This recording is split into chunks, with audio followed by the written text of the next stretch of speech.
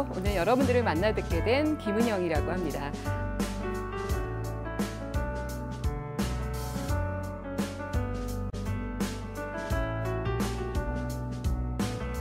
오늘 여러분들하고는 좋은 아이디어의 조건이라는 주제를 가지고 같이 이야기를 나눠보도록 하겠습니다.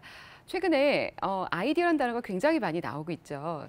그런데 사실 그 아이디어들이 어떻게 도출이 되고 있는지, 또 좋은 아이디어라는 것은 무엇인지가 굉장히 여러분들이 혼란스럽기도 하고 또 궁금한 사항이기도 합니다. 그래서 여러분들하고 오늘 시간은 좋은 아이디어가 무엇일지에 대해서 한번 이야기를 나눠보도록 하겠습니다. 오늘 첫 시간에는 여러분들과 편안하게 이야기를 나눌 수 있는 사례에 대해서 제가 준비를 했는데요. 두 가지 사례를 보시면서 편안하게 말씀을 나누시면 좋을 것 같습니다. 자, 그럼 좋은 아이디어의 첫 번째 사례 한번 보도록 하겠습니다. 여러분들 많이 들어보셨을 텐데요. 글로벌한 그 디자인 컨설팅 회사 아이디어라는 회사가 있습니다. 그 아이디어라는 회사의 오랄비의 프로젝트의 사례부터 한번 첫 번째 보시도록 하시죠. 성인 칫솔 말고 우리가 익숙하지 않은 어린이용 칫솔을 개발한다라고 했을 때는 굉장히 쉽지가 않습니다. 그래서 이 세계적인 디자인 컨설팅 기업 아이디어는 어린이용 칫솔을 개발하는 프로젝트를 시작하게 되었습니다. 자, 그러면 여러분들하고 오랄비의 그 어린이용 칫솔 그리퍼라고 이름이 불리우는 그 사례를 한번 살펴보시도록 하죠. 자, 제가 이 사례를 소개해드리기 전에 여러분들께 한번 질문을 드려보도록 할게요. 만약에 여러분들이 오랄비라는 회사로부터 어린이용 칫솔을 개발해달라는 미션을 받았다라고 하면 여러분들 머릿속엔 과연 어떤 어린이용 칫솔을 만들려고 좋은 아이디어들이 떠올리셨을까요? 가장 먼저 많은 분들이 떠올리시는 아이디어는 어린이용 제품은 작아야 된다라는 생각을 먼저 떠올리게 됩니다. 자, 그런데 사실 어린이용이니까 작아야 된다라는 것이 정말 좋은 어린이 칫솔을 만드는 결과물을 가져올 수가 있을까요? 어린이들 제품들은 귀엽고 예뻐야 된다. 그리고 알록달록한 컬러가 적용되고 굉장히 화려한 그 결과물을 가져야 된다라고 생각합니다. 대체로 어린이들이 가지고 노는 장난감들을 보시게 되면은 이렇게 화려하고 알록달록하고 아기자기한 귀여운 물건들을 떠올리게 되죠. 자, 그래서 이렇게 어린이용 칫솔을 우리가 만든다라고 했을 때 여러분들 머릿속에 가장 쉽게 떠올릴 것들은 어린이에 대한 선입견들이 머릿속에 있기 때문에 귀엽고 예쁘고 앙증맞은 제품을 만들려고 합니다. 그래서 어린이용 칫솔도 마찬가지로 결과물이 굉장히 귀엽고 알록달록하고 앙증맞은 제품을 만들게 되죠. 자, 그런데 한 번쯤은 저희가 의심해 볼 것이 있습니다. 과연 예쁘고 귀엽고 앙증맞은 칫솔을 만들었다고 해서 그 제품을 어린이들이 가장 쓰기 좋은 칫솔이 결과물을 가질 수가 있었을까요? 만약에 여러분들이 어린이 입장에서 되어서 어린이가 가장 쓰기 편한 칫솔을 한번 연구하고 만든다라고 하면 여러분들은 과연 어린이 입장에서의 다른 생각들을 해봤을 때 어떤 생각들을 하게 될까요? 아이디어라는 이 회사는 어린이용 칫솔들을 만들기 위해서 가장 먼저 첫 번째 했던 단계가 어린이들에게 칫솔을 쥐어주고 양치하는 모습들을 관찰을 하기 시작했습니다. 우리가 작고 귀엽고 예쁜 어린이용 칫솔을 만든다라고 했을 때에는 사실은 우리 머릿속에 있는 어린이들에 대한 선입견으로부터 출발한 결과물을 얻게 되지만 사실 어린이 입장에서 되어서 어린이들이 어떻게 양치질을 하는지 그들이 무엇을 불편해하는지를 보려면은 사실은 관찰이라는 것이 굉장히 좋을 수가 있다라는 거죠. 자, 그래서 이 아이디어는 어린이들에게 칫솔을 쥐어주고 양치를 하도록 이제 시키기 시작했습니다. 한 명의 어린이들을 관찰했고 또 두 명을 관찰하고 또 세 명을 관찰하기 시작을 했습니다. 여러분들 혹시 머릿속에 어린이들이 양치하는 모습이 상상이 되시나요? 혹시 자녀가 있으신 분들은 평소에 자녀분들이 양치했던 모습들을 한번 떠올려 봐 주시고요. 또 혹시나 조카나 또는 기회가 되어서 어린이들이 양치하는 장면들을 보았다라고 하면 여러분들 머릿속에 아마 스치듯이 보이는 어떤 특징들이 잡히기 시작할 겁니다. 아이디어라는 회사가 어린이들을 양치를 했을 때 그 관찰을 했던 가장 중요한 팩트는 무엇이었냐면 어린이들이 어른과는 달리 칫솔을 잡을 때 이렇게 주먹을 짚듯이 이제 잡는 것을 볼 수가 있었습니다. 우리는 굉장히 쉽게 손목의 스냅을 이용을 해서 가볍게 그래서 편안하게 방향을 좌우로 틀 수가 있었지만 어린이들은 굉장히 이 작은 손으로 꽉 움켜쥐는 주먹을 모양을 한 채로 양치질을 하는 걸 발견할 수가 있었습니다. 그러다 보니까 꽉 움켜쥐는 힘 때문에 방향이 자유자재로 갈 수가 없고요. 또 한쪽 방향만 닿다 보니까 아이들이 양치라는 행위 자체에 대해서도 굉장히 흥미를 느끼지 못하는 상황이 될 수 있었다는 거죠. 자, 이쯤 되면은 저희가 한번 생각해 볼 수가 있을 겁니다. 좋은 아이디어라는 것이 과연 누구를 대상으로 또 그 대상을 위해서 제품을 만든다고 했을 때 우리 머릿속에 그 선입견부터 출발한 것은 아닌지, 사실은 가장 좋은 아이디어라는 것은 사람들이 가장 쓰기 편하고 또 그들이 좋아해주는 결과물이 나와야 될 텐데요. 그렇다면 우리 머릿속으로부터 출발한 선입견에 그 대상이 좋아하는 제품을 만들 것이 아니라 어쩌면 그 사람이 어떻게 사용하고 있는가, 실제로 어떤 분들을 불편해하고 있는가를 저희 눈을 통해서 확인하는 것이 좀 더 중요할 수가 있다는 거죠. 자, 이렇게 해서 나온 오랄비의 어린이용 칫솔 그리퍼는 이런 결과물을 가지게 되었습니다. 보시는 것처럼 작고 귀엽고 예쁜 칫솔이 아니라 가장 손잡이 부분이 성인보다 더 두툼하고 큰 사이즈의 칫솔이 탄생을 하게 된 거죠. 생각을 해보니까 여러분들 얇고 작은 것을 꽉 움켜쥐게 되면은 굉장히 더 힘이 들어가게 됩니다. 그 이유를 한 2가지 정도 찾아볼 수가 있을 텐데요. 첫 번째는 사람의 손에 굴곡이 이렇게 골격들이 주먹을 쥐게 되면 이렇게 구부러지는 모양을 취하게 됩니다. 이걸 작은 것을 움켜쥔다고 했을 때 더 큰 악력이 작용하게 된다는 거죠. 또 하나는 닿는 면적이 넓기 때문에 더 큰 것이 잡기가 편하다라는 이야기를 하기도 합니다. 자, 그래서 이렇게 얇은 볼펜을 잡는 것보다는 더 두꺼운 그립감이 있는 것들을 잡는 것이 더 안정감이 있고 더 편안하게 무언가를 사용할 수 있는 손잡이의 모양이 된 거죠. 자, 그래서 여러분들이 보시는 이 그리퍼라는 사례는 이렇게 성인 거보다 더 두툼하고 굵직한 칫솔을 어린이들에게 적용해주는 칫솔이 탄생하게 되었습니다. 자, 여기에 만약에 여러분들이 칫솔을 만들었다라고 하면 단순히 장난감 같이 예쁜 칫솔을 만들 가능성이 굉장히 높았겠죠. 하지만 여러분들 눈과 마음을 열어서 어린이들 입장에서 양치하는 모습을 관찰을 했다라고 하면 여러분들은 어쩌면 아이들이 가장 쉽게 쥐고 또 양치를 편안하게 할 수 있는 굵직한 몸통을 가진 칫솔이 탄생할 수도 있다는 거죠. 자, 어느 쪽이 더 좋은 아이디어라고 볼 수가 있을까요? 물론 예쁜 칫솔도 좋습니다. 하지만 칫솔을 만들게 된 본연의 목적 자체가 어린이라는 사용자가 쓰기 좋은 그런 칫솔을 만든 거기 때문에 저희 입장에서는 어린이가 어떤 경우에 어떻게 해야만 가장 쓰기 편한 칫솔이 될지를 직접 눈으로 관찰하고 또 여러분들이 마음으로 느끼시고 그것을 결과에 반영하는 것이 중요하지 않을까 싶습니다. 자, 그리퍼의 사례 한번 살펴보셨습니다. 자, 그러면 이번에는 프로덕이 아니라 제품이 아닌 사회적 공헌 활동에 대한 사례로 한번 넘어가 보도록 하겠습니다. 자, 2번째 사례는 아이디어라는 회사의 사례입니다. 아이디어는 굉장히 글로벌하게 유명한 회사이기도 하고 최근에 간단한 제품이나 서비스에만 신경 쓰는 것이 아니라 또 다른 것, 우리 지구상에 어딘가에 소외받은 인류가 있지 않을까, 또 우리만 좀 행복하게 사는 건 아닐까, 그 소외받은 사람들도 우리처럼 문명의 이기를 조금 더 누리고 또 편안한 삶을 살 수 있게 할 수는 있지 않을까에 굉장히 많은 고민을 하고 있습니다.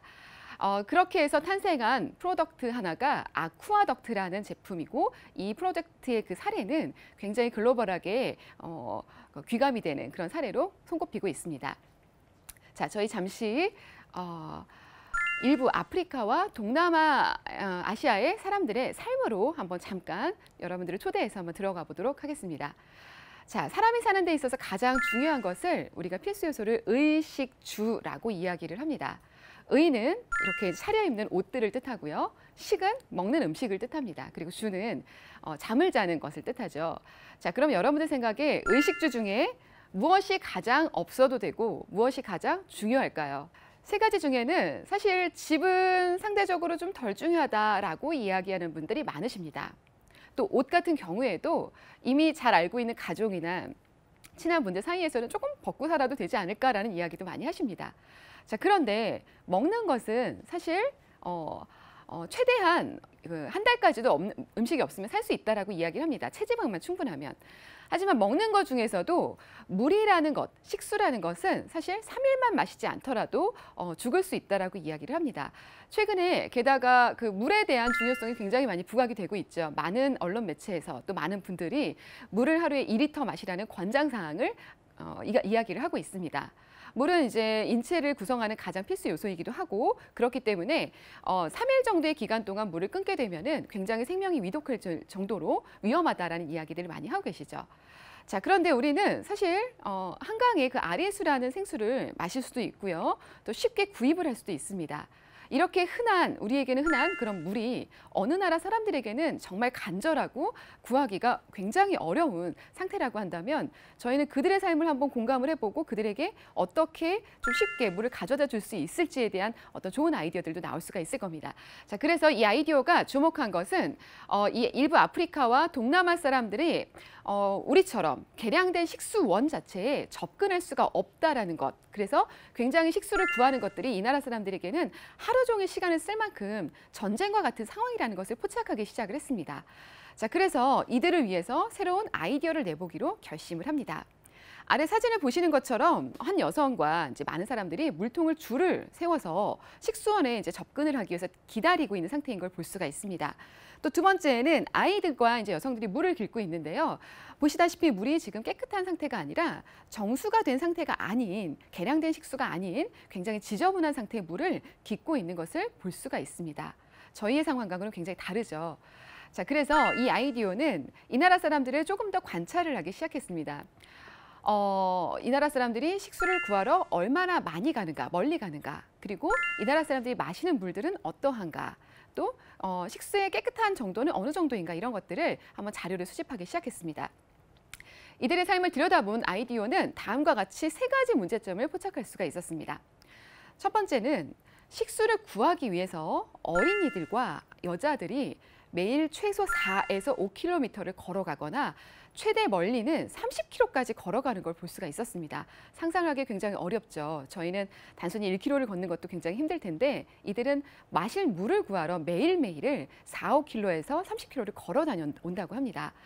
이들의 삶을 들여다봤더니 먹을 것을 구하는 것들은 주로 아빠들, 그리고 청년들, 남자들이 담당을 하고 있었고요. 그들이 먹을 것을 구하거나 농사를 짓는 동안 마시는 물을 구하는 것들이 남겨진 여성들과 아이들의 몫으로 고스란히 떨어진다고 합니다. 여러분들 잠시 생각 좀 해볼까요? 여러분들이 레스토랑, 식당 같은 데 가셨을 때 쉽게 만날 수 있는 요만한 사이즈의 파란색 물통, 저희가 디스펜서라고 부르는 정수기가 있습니다. 이 정도 사이즈의 물통을 저희가 거꾸로 엎어서 보통 이렇게 물을 따라 마시는 구조가 되는데요. 그 20리터 정도라는 사이즈의 그 물통이 사실 제가 만난 대한민국의 여성들이 한 번에 쉽게 들어서 그 물통을 거꾸로 엎어서 사용하도록 하는 여성들은 거의 본 적이 없습니다. 물론 한국의 여성들이 근력이 많이 딸린다라는 이야기도 하고는 있지만 20리터라는 물을 번쩍번쩍 드는 여성들이 쉽지가 않다라는 거죠. 자, 그런데 그러면 20리터라는 이 물이 과연 얼마나 되는 양인지를 한번 같이 이야기를 나눠볼까요? 여러분들 최근 권장사항이 하루에 물을 한 사람당 2리터를 마셔라라고 권장을 합니다. 여러분들이 화장실에서 한번 물을 내리면 어느 정도가 소비가 될까요? 보통 저희가 한 번에 그 화장실에 사용을 하고 물을 내리는데 5리터 정도가 소비가 된다라고 이야기를 합니다. 그 이외에도 저희는 세수를 하거나 목욕을 하거나 또 밥을 지을 때 세척을 하거나 이럴 때에도 물을 소비를 하게 됩니다. 자, 그러면 한 사람이 쓸 수 있는 보통 사용하고 있는 물의 양은 보통 50리터에서 100리터 이상이 소비가 된다라고 합니다. 자, 그러면 3인 가족 또는 4인 가족이 하루에 소비될 수 있는 그 소비하는 물이 전체 총량을 계산해 보게 되면은 총 적어도 150리터에서 많게는 400리터까지도 소비가 되고 있다라는 거죠. 자, 그렇게 비교를 한다라고 하면 하루에 한국 여성들이 쉽게 들지 못하는 20리터라는 물이 얼마나 그렇게 많은 양의 물이 아닌지를 저희는 쉽게 가늠할 수가 있습니다. 자, 그런데 그 20리터의 양도 그렇게 낑낑대면서 한국 여성들이 드는 그런 물의 양인데 과연 이 어린이들과 그 여성들이 4, 5km를 걸어가서 또는 30km를 걸어가서 운반해 올 수 있는 물의 양은 굉장히 제약적일 겁니다. 아마도 10리터를 넘기기가 굉장히 쉽지 않을까 생각을 해볼 수가 있을 것 같아요. 자, 그러면 10리터를 멀리 가서 물을 길어서 집까지 운반을 하게 되면은 10리터라는 물의 양은 4인 가족이 물을 마시는 데 다 쓰고 밥을 짓고 음식을 준비하는 데 다 소진이 되어서 결국은 물이 또 없기 때문에 다음 날 또 물을 구하러 나가는 그런 악순환이 반복될 수밖에 없습니다. 자, 그래서 이 아이디어가 파악한 이 아프리카와 동남아 지역의 사람들이 겪고 있는 물에 대한 고통 중에 가장 큰 것 하나는 바로 이동에 대한 것이었습니다. 두 번째는 운반입니다. 먼 거리를 이동해야 하기 때문에 말씀드린 것처럼 많은 양의 물을 한 번에 운반하기가 굉장히 어렵습니다. 그래서 결국은 이동과 운반이라는 것은 한 번에 많은 양을 운반하지 못하고 또 먼 거리이기 때문에 악순환적으로 작은 양을 매일매일 반복해서 이동을 해야 하는 그런 문제점이 두 개가 포착이 될 수가 있겠죠. 세 번째는 더 심각한 문제일 수도 있습니다. 위생에 대한 문제입니다. 저희가 먹고 마시는 물들은 대부분 깨끗하게 정수가 된 상태이죠. 물론 조금 오염이 됐다 하더라도 마셨을 때 배탈이 나는 정도의 문제 정도밖에 야기하지 않습니다. 이 나라 사람들은 무언가가 정수 장치가 있는 물을 마시지 못하고 있습니다. 그렇기 때문에 연간 4만 명 이상이 오염된 식수원으로 인해서 사망에 이를 정도로의 수치가 집계가 되고 있다라고 이야기를 하고 있습니다. 엄청난 수치가 아닌가요, 정말? 저희가 쉽게 생각하는 그 마시는 물, 가끔 저희는 배앓이 정도로 끝낼 수 있는 그런 물이 연간 4만 명 이상의 사람들을 죽게 만들 수도 있다는 것이 정말 엄청난 충격이 아닐 수가 있습니다. 자, 요약하자면 아이디어가 파악한 아프리카와 동남아 사람들의 식수 관련한 문제는 다음과 같이 이동과 운반과 위생에 대한 문제들로 볼 수가 있다는 거죠. 자, 그래서 이 아이디어가 가져온 솔루션은 바로 다음과 같은 아쿠아덕트라는 제품입니다. 여러분들 언뜻 보시기에 어떤 모양인가요? 네, 맞습니다. 자전거입니다.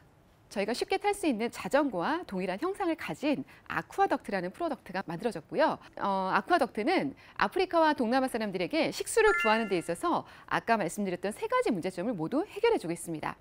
첫 번째는 자전거이기 때문에 걷는 것보다는 훨씬 더 운송 수단이 될 수가 있겠죠. 굉장히 편안한 운반 수단이 될 수가 있습니다. 두 번째는 팔로 들고 또 머리에 이는 물의 양에는 한계가 있었는데요.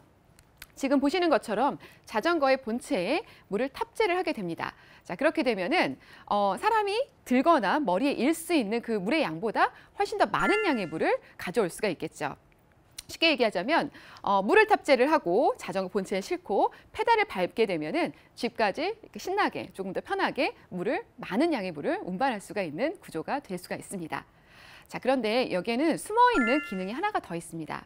그게 무엇이냐면 바로 그 위생에 대한 문제겠죠.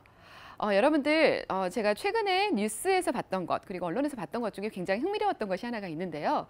바로 뉴욕에 있는 지역의 사람들, 도심 속에 있는 사람들이 그 비만을 퇴치하기 위해서 바로 그 사이클 제자리에서 사이클을 탈 수 있는 자전거를 비치한 것들이 언론에 소개가 된 적이 있었습니다. 이 자전거 타기의 목적은 일단 운동을 도와주기 위해서 무료의 자전거를 제자리에서 탈 수 있는 자전거들을 배치를 한 건데요. 여러분들도 중고등학교 시절에 저희가 배운 적이 있었을 겁니다. 자전거의 페달을 밟는다라는 그 행위 자체는 바로 에너지를 발생시키는 행위가 될 수가 있습니다. 자, 그래서 그 뉴욕에서는 도시민들이 자전거 페달을 밟는 동안에 휴대폰이라든지 전자기기들을 충전시킬 수 있는 그런 역할까지도 같이 겸비를 하고 있습니다. 자, 마찬가지로 이 아쿠아덕트도 자전거 본체에 물을 탑재하고 페달을 밟아서 집까지 오는 동안에 페달을 통해서 많은 에너지가 발생되게 됩니다. 자, 그래서 이 남는 에너지를 버리기가 굉장히 아깝겠죠. 이 남는 에너지는 바로 자전거의 머리 부분에 있는 정수기가 작동하는 데 쓰이고 있습니다. 자, 집에 오게 되면은 이 사람들은 바로 깨끗해진 물을 마실 수 있는 준비가 된 그런 상태의 물을 만날 수가 있다는 거죠. 이 사람들의 삶을 들여다봤을 때 이렇게 근본적인 큰 문제점 3개를 해결해 줄 수 있는 좋은 솔루션이 바로 이 아쿠아덕트의 사례라고 볼 수가 있습니다. 자, 여러분들 한번 생각해 볼까요? 만약에 여러분들이 이 아프리카나 동남아 사람들의 삶을 직접 들여다보거나 관찰을 하지 않았다라고 한다면 여러분들 머릿속에 우리가 선입견으로부터 출발했을 때에는 여러분들은 어떤 솔루션을 생각하셨을까요? 저와 제 동료들이 같이 생각을 해봤었는데 아마도 가장 머릿속에 쉽게 떠오르는 솔루션은 이게 아닐까요? 이들에게 깨끗한 생수 또는 식수를 구호물자로 보내주고 싶다라는 솔루션이 가장 우리 머릿속에 쉽게 떠오르는 생각일 수도 있을 것 같습니다.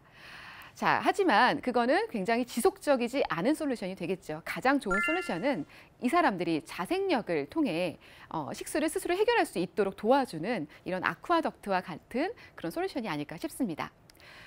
자, 그래서 제가 지금 앞에서 그 아이디어에 오랄비의 그리퍼라는 칫솔을 만든 사례와 또 하나 이제 저희가 소위 소셜 이노베이션이라고 부르는 이 아쿠아덕트의 두 가지 사례를 공통점을 말씀드리도록 하겠습니다. 첫 번째 공통점은 우리 머릿속부터 출발한 게 아니라 사람을 중심에 두고 그들에 대한 삶에 대한 그리고 그들이 불편해하는 그 지점에 대한 공감과 이해를 통해서 아이디어의 개발의 기회를 포착했다는 것이 굉장히 중요한 포인트가 될 수 있습니다. 두 번째 포인트는 머릿속으로부터 출발한 것, 우리 머릿속에 그 사람들에 대한 어설픈 지식이나 선입견으로부터 출발한 것이 아니라 바로 직접 눈을 통해서 우리의 시각을 통해서 관찰을 했다라는 것부터 출발하는 것이 굉장히 중요한 두 가지의 차이점이라고 볼 수가 있습니다. 자, 이 두 가지를 합치자면 최근에 마케팅, 상품기획, 디자인에서 공통적으로 화두에 오르는 단어가 하나가 있습니다. 바로 그 단어가 무엇이냐면 인간 중심의 혁신이라는 단어입니다. 영어로 표현하자면 Human Centered Innovation이라고 저희가 부르고 있습니다. 저희가 아이디어와 이노베이션이라는 단어가 최근에 굉장히 많이 쓰이고 있는데 자, 그런데 이 아이디어와 그냥 이노베이션이 아니라 좋은 아이디어와 좋은 이노베이션이라는 것은 결과적으로는 사용자 그리고 그 아이디어와 그 혁신의 결과물을 쓸 사람들이 얼마나 기뻐하고 그들의 일상에서 얼마나 잘 활용하는지가 그 결과의 유용성을 판단하는 그 잣대가 될 수 있다라고 이야기를 할 수가 있습니다. 자, 그렇게 보았을 때에는 우리가 하고자 하는 것이 그냥 혁신이 아니라 사람을 중심에 두고 그들이 무엇을 원하는지 주도 면밀하게 관찰을 통해서 살펴본 후에 사람을 중심에 둔 좋은 혁신을 일으키는 것이 어쩌면 가장 좋은 성공적인 혁신이 아닐까 싶습니다. 자, 그것을 저희가 그냥 혁신이 아닌 인간 중심적인 혁신, Human Centered Innovation이라고 부르는 단어가 될 수가 있습니다. 이 강의를 보시는 분들은 그냥 아이디어와 그냥 혁신을 하고 싶은 것이 아니라 사람들에게 널리 이롭게 도움이 될 수 있는 아이디어와 결과물을 내고 싶은 분들이 아닐까 싶습니다. 자, 그 말씀드렸던 아이디어의 CEO인 그 팀 브라운이 다음과 같은 이야기를 했습니다. 언뜻 보기에는 완벽해 보일지 몰라도 혁신을 통해서 개선될 수 있는 요소는 어디에다 존재한다. 이 문제점들의 중심은 언제나 인간이다. 왜냐하면 그 문제점 자체가 사람들의 삶으로부터 출발하기 때문인 거죠.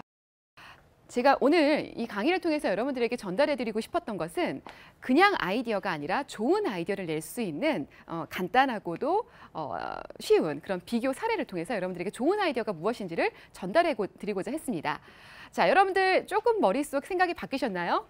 여러분들이 하고 싶으신 것은 좋은 아이디어일까요? 아니면 그냥 아이디어일까요? 아니면 그냥 혁신일까요? 세상을 널리 이롭게 바꿀 수 있는 좋은 혁신일까요?